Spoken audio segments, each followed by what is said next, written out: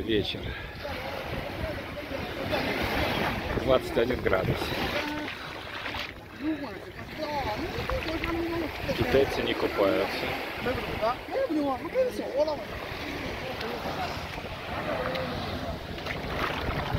Дети на пляже. Основная масса китайцев на пляже.